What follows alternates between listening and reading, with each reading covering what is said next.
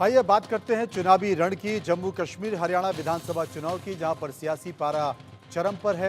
राजनीतिक दल भी धुआंधार प्रचार में जुटे हैं। आपको टीवी स्क्रीन पर दो तस्वीरें दिखाते हैं, जहां पर इन तस्वीरों के माध्यम से एक तरफ जम्मू कश्मीर के डोडा में प्रधानमंत्री मोदी ने चुनावी प्रचार किया, तो वहीं दूसरी तरफ हरियाणा के कुरुक्षेत्र में भी हुंकार भरी हुई। आप देख सकते हैं दोनों ही जगह देश के प्रधानमंत्री नरेंद्र मोदी ने आज हुंकार भरी है। नरेंद्र मोदी ने एक संकेत दिया है और कई मुद्दों पर चर्चा की, कई मुद्दों पर खुलकर देश के प्रधानमंत्री नरेंद्र मोदी ने अपनी बातें रखी और ये बताने की कोशिश की कि आखिर राजनीतिक पार्टियां चुनाव के मद्देनज़र क्या कुछ बातें करती हैं, किन बातों का जिक्र करती हैं। लेकिन सबसे बड़ी बात है कि चुनावी सभर में देश के प्रधानमंत्री नरेंद्र मोदी जब बोल रहे थे, तो चाहे वो जम्मू की बात हो या हरियाणा की बात हो, बहुत सारे मुद्दों पर उन्होंने अपनी बातों को कहा और खुलकर रखा।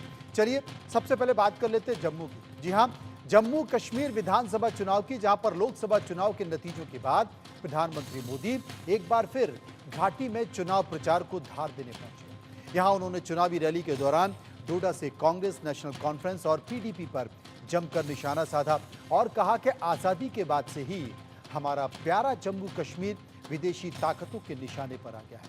इसके बाद इस खूबसूरत राज्य को परिवारवाद ने खोखला करना शुरू कर दिया है। इतना ही नहीं, प्रधानमंत्री ने कहा कि जिन राजनीतिक दलों पर आपने भरोसा किया, उन्होंने आपके बच्चों की चिंता नहीं की। यहाँ सवाल यह भी है कि लोकसभा चुनाव में पिछड़ने के बाद क्या इस बार के विधानसभा चुनाव में बीजेपी का कमल घाटी में खिल पाएगा। एक तरफ 3 खानदान है और दूसरी तरफ सपने लेकर के निकल पड़े जम्मू कश्मीर के मेरे नौजवान बेटे बेटियां हैं। ये 3 खानदान,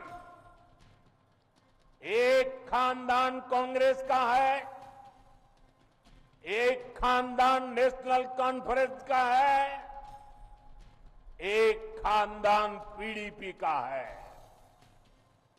जम्मू कश्मीर में इन 3 खानदानों ने मिलकर आप लोगों के साथ जो किया है, वो किसी पाप से कम नहीं है।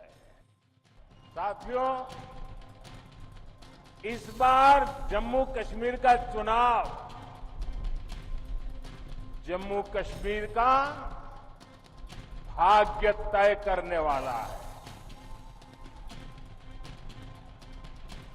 आजादी के बाद से ही हमारा प्यारा जम्मू कश्मीर विदेशी ताकतों के निशाने पर आ गया।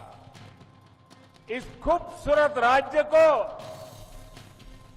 परिवारवाद ने खोखला करना शुरू कर दिया। जिन राजनीतिक दलों पर आपने भरोसा किया, उन्होंने आपके बच्चों की चिंता नहीं की। उन राजनीतिक दलों ने सिर्फ और सिर्फ अपने बच्चों को आगे बढ़ाया। वहीं प्रधानमंत्री के बयान पर उमर अब्दुल्ला ने कहा है कि जब बीजेपी को इन परिवारों में से किसी की मदद की जरूरत थी, तब हम बर्बादी के जिम्मेदार नहीं थे। 6 साल पहले बीजेपी का पीडीपी के साथ जम्मू कश्मीर में रिश्ता है। सुनिए क्या कहा उमर अब्दुल्ला। जब बीजेपी को इन फैमिलीज में से किसी की मदद की जरूरत थी, तब हम बर्बादी के जिम्मेदार नहीं थे। अभी मुश्किल से 5-6 साल हो गए। पीडीपी के साथ तो बीजेपी का जम्मू कश्मीर में रिश्ता था, तब उनको पीडीपी में कोई खराबी नजर नहीं आई। जब वाजपेयी साहब को मिनिस्टर बनाना था और उनकी नजर मुझ पे पड़ी, तब हम में कोई खराबी नहीं थी। आज इलेक्शन के दौरान इनको खराबी नजर आ ही जाती है। आप यकीन माने, कल को अगर बीजेपी के नंबर कम पड़े और पीडीपी ने उनको दोबारा मदद करने का फैसला किया, उनको पीडीपी में कोई खराबी नजर नहीं आएगी। ये वक्त की बात है ना, ये सियासी तकरीरें होती हैं और इलेक्शन के बाद इन चीज़ों को बुलाया जाता है। जम्मू कश्मीर का एक और चेहरा जिसका जिक्र उमर अब्दुल्ला कर रहे थे और वो है महबूबा मुफ्ती। उन्होंने क्या कहा, सुनिए। हर जगह नौजवान समझते हैं कि पीडीपी वाहिद जमात है जिसने जवानों की बात की है, जवानों की हिफाजत की है, जवानों को बंदूकों के बीच में से बाहर निकाला है। और आज भी मैं उमर साहब को चैलेंज देती हूँ, मैं कहती हूँ आपने अपने दौर में हजारों नौजवानों के खिलाफ एफआईआर दर्ज किए। मैंने महबूबा मुफ्ती ने बीजेपी सरकार के साथ हाथ मिला के 12,000 एफआईआर वापस लिए। अगर उसको जुर्रत है तो मुझे बताइए, एक एफआईआर वापस करके दिखा देंगे। दूसरी बात, मैंने बीजेपी सरकार में रसाना में केस हुआ, न सिर्फ 2 मिनिस्टर ड्रॉप किए बल्कि 8 लोगों को उम्र कैद की सजा दिलाई। आज उन 2 मिनिस्टरों में लाल सिंह एक मिनिस्टर है जिसकी वकालत, जिसके लिए वोट मांगने के लिए नेशनल कॉन्फ्रेंस के लोग जाते हैं। अगर जरूरत है तो उसके खिलाफ बात करके दिखा दे। अब बारी थी कांग्रेस के। प्रधानमंत्री मोदी के बयान पर कांग्रेस नेता पवन खेड़ा ने भी पलटवार किया है। उन्होंने कहा कि नाम बदलने के अलावा सरकार की कोई और उपलब्धि है नहीं। सुनिए। अब नाम बदलने पे तो हम क्या टिप्पणी करें, इस सरकार की और कोई उपलब्धि आपको दिखेगी ही नहीं, उनको भी नहीं दिखती खुद को, इसलिए वो हमेशा कोई नया कुछ ऐसा ले आते हैं कि साहब हमने ये नाम बदल दिया, कुछ काम करके दिखाएंगे नहीं। वहीं प्रधानमंत्री मोदी के बयान को लेकर केंद्रीय मंत्री जितेंद्र सिंह ने हमारी सहयोगी महिमा कटारिया से खास बातचीत की।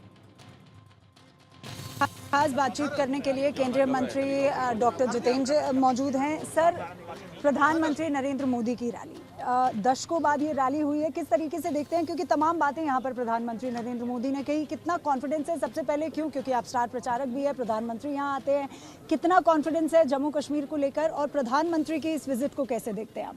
नहीं, यदि 40-45 वर्ष के बाद प्रधानमंत्री को यहाँ आते हैं तो यही अपने में संकेत है कि किस प्रकार की प्राथमिकता प्रधानमंत्री मोदी इस दूर दराज के पिछड़े क्षेत्र को देते हैं। और हो भी क्यों ना, क्योंकि गत 10-11 वर्षों में इस क्षेत्र की काया पलटी है, इसकी तस्वीर बदल गई। इसके प्राकृतिक साधन, नेचुरल रिसोर्सेज जो ना कभी तलाशे गए न तराशे गए, वाटर रिसोर्सेज, यहाँ चनाब की नदी बहती है, यहाँ अरोमा के पहाड़ हैं। मोदी जी ने अपने भाषण में बैंगनी क्रांति का जिक्र किया, लेवेंडर स्टार्टअप्स का जिक्र किया, उसको लेकर के कृषि का जिक्र किया।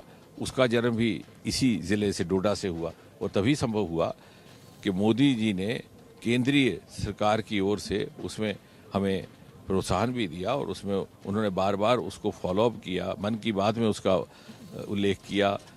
26 जनवरी को कर्तव्य पथ पर एक झांकी दिखाई गई। यानी इस क्षेत्र की छोटी से छोटी बात को लेकर के, छोटे से छोटे बिंदु को लेकर, छोटे से छोटे विषय को लेकर के मोदी जी ने स्वयं रुचि दिखा करके इसको उस सतह पर लाने का प्रयास किया है जिस स्तर पर दूसरे क्षेत्र है। और ये विकास आपको देखने को मिलेगा, क्योंकि जब लोगों से पूछेंगे कि 10 वर्ष से पहले, 2014 से पहले इसकी क्या दिशा थी और अब क्या है, तो वो स्वयं अपने में प्रमाण होगा। आज यहाँ भद्रवाह के क्षेत्र में 2 5 स्टार होटल बन रहे हैं, वो इसलिए कि पर्यटकों का आना शुरू हुआ। लेवेंडर के खेतों में फोटो शूट्स हो रहे हैं, यहाँ मेडिकल कॉलेज बना है केंद्रीय राशि से। तो ये सब काया इसीलिए पलटी कि मोदी जी ने ये हमारे साथ वादा किया था कि जो क्षेत्र पिछली सरकारों के द्वारा प्राथमिकता से छूट गए, हम उनको बराबर की सतह पे लाएंगे और वो हम जो मोदी जी कहते हैं वो करते हैं। सर, मेरे 2 सवाल रहेंगे एक ही साथ। 370 को लेके भ्रमित करती नजर आती है कांग्रेस पार्टी और एनसी, कैसे देखते हैं? और साथ ही साथ क्योंकि प्रधानमंत्री नरेंद्र मोदी ने 3 खानदानों का जिक्र किया, तो जिस तरीके से एनसी कांग्रेस पार्टी 370 की बात कर रही है और वहीं प्रधानमंत्री ने 3 खानदानों का जिक्र किया है, तो क्या भारी पड़ेगा खानदान इस बार भारतीय जनता पार्टी? कांग्रेस पार्टी भ्रमित कर रही है ये सोच करके कि वो वोटर को गुमराह कर देगी।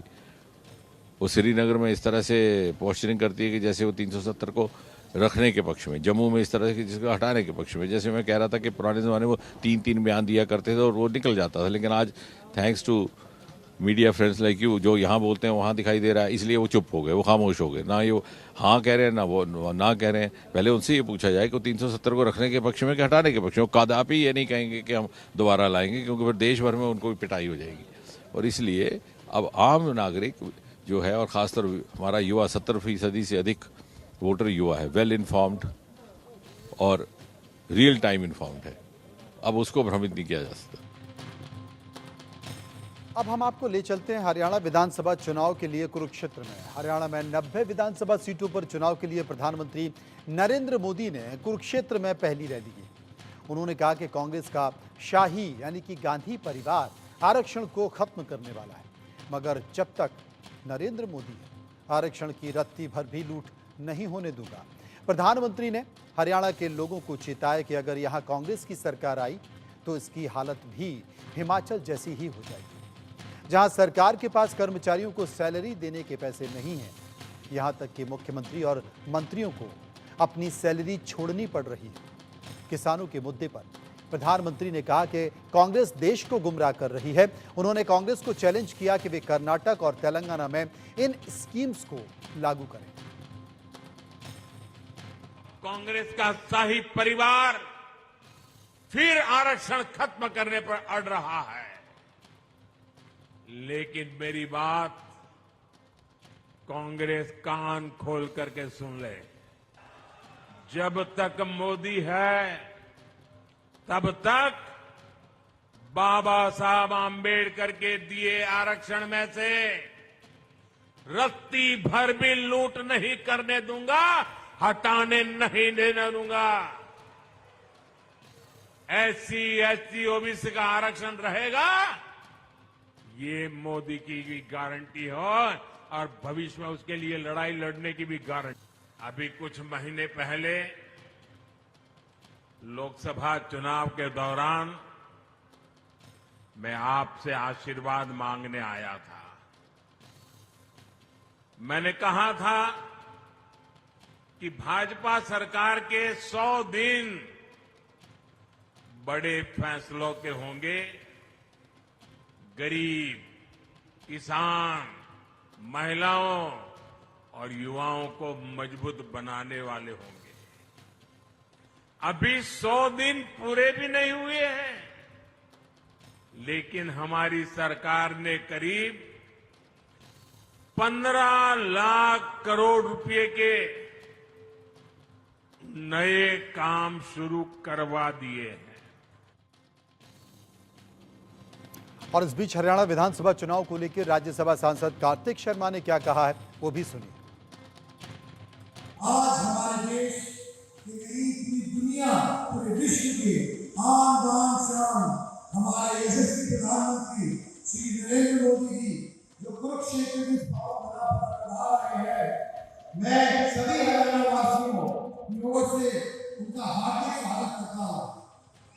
मंच पर उपस्थित हमारे प्रदेश के ऊर्जावान मुख्यमंत्री श्री नैतिक सैनी जी, प्रदेश अध्यक्ष श्री मोहन लाल जी, श्री ज्ञानचंद गुप्ता जी, हमारे हरियाणा विधानसभा के स्पीकर, कुरुक्षेत्र के सांसद श्री गिरिधर जी, सुभाष कुमार जी और पूरे सम्मानित मंच को मैं बहुत बहुत धन्यवाद करता हूँ। आज इस तरह का बड़ा बढ़िया कार्यक्रम यहाँ पर हो रहा है।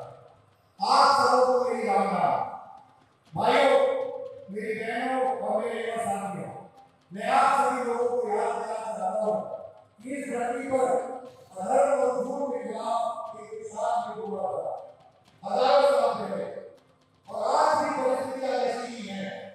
विपक्ष के लोग झूठ का सहारा लेकर लोगों को गुमराह कर रहे हैं, लेकिन मैं उन लोगों को ये कहना चाहता हूँ कि झूठ कितना भी बड़ा हो, कितना भी ताकतवर हो, लेकिन सच के सामने छोटा हो जाता है। आज जो हम संविधान को पीछे रोक रहे हैं और कहते हैं, झूठ बोलते हैं कि आज संविधान आदेश लागू में है, मैं उनको कहना चाहता हूँ, याद दिलाना चाहता हूँ कि आज तक भारत की आजादी के बाद से आज तक भारत का संविधान सिर्फ एक बार खत्म में आया था, जब कांग्रेस पार्टी ने देश के अंदर इमरजेंसी लगाई थी और भारतीय संविधान को सस्पेंड करने का काम किया। प्रदेश में हमारे पिछले 10 साल में भारतीय जनता पार्टी ने एक नए आयाम पे हरियाणा में जाने का काम किया है। पिछले 10 साल में प्रदेश में भ्रष्टाचार, फर्जी अपने को जो जिस तरीके से हमने हमारी सरकार ने कदम की है, एक साफ सुंदर स्वच्छ छवि की सरकार देने का काम किया है। उधर हरियाणा की गन्नौर सीट से कांग्रेस प्रत्याशी और पूर्व स्पीकर कुलदीप शर्मा ने एक बड़ा दावा करते हुए कहा कि बीजेपी की केवल 10 से 15 सीटें ही आ पाएंगी।